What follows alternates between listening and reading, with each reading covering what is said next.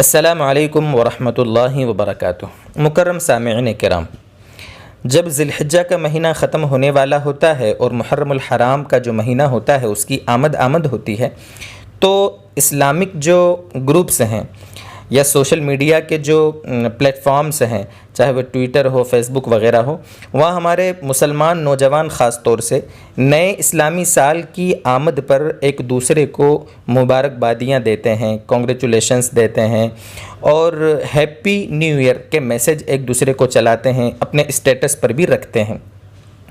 ہمیں بھی جب ہم نے آج واٹس ایپ کھولا تو کافی لوگوں کے اس سلسلے میں سوال ہمارے پاس آئے تھے ان باکس میں کہ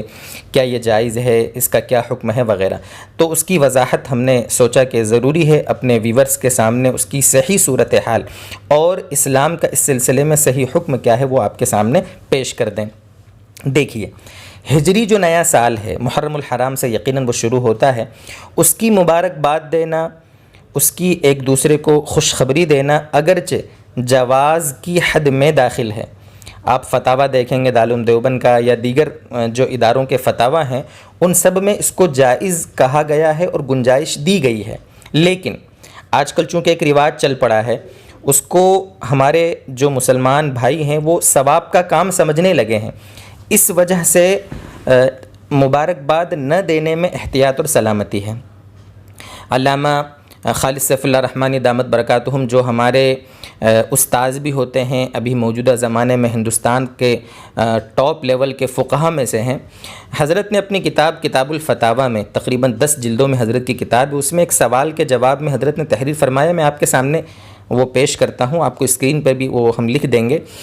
حضرت نے فرمایا کہ اس طرح مبارکباد سے آہستہ آہستہ یہ عمل رسم و رواج کا درجہ اختیار کر لے گا اور اسی طرح بدعتیں وجود میں آتی ہیں۔ ہجرت کے بعد رسول اللہ صلی اللہ علیہ وسلم 10 سال مدینے میں رہے اور آپ کے بعد 30 سال خلافت راشدہ کا عہد رہا۔ صحابہ رضی اللہ عنہم کی نگاہ میں اس واقعے ہجرت کی اتنی زیادہ اہمیت تھی کہ اسی کو اسلامی کیلنڈر کی بنیاد و اساس بنایا گیا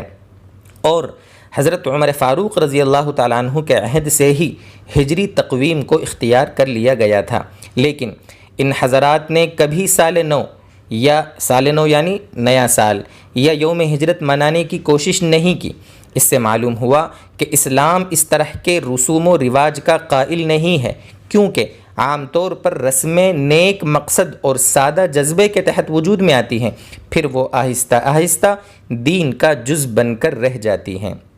اس لیے اسلام کو بے آمیز یعنی دوسری ساری چیزوں کی ملاوٹوں سے پاک رکھنے کے لیے ایسی رسموں سے گریز ضروری ہے۔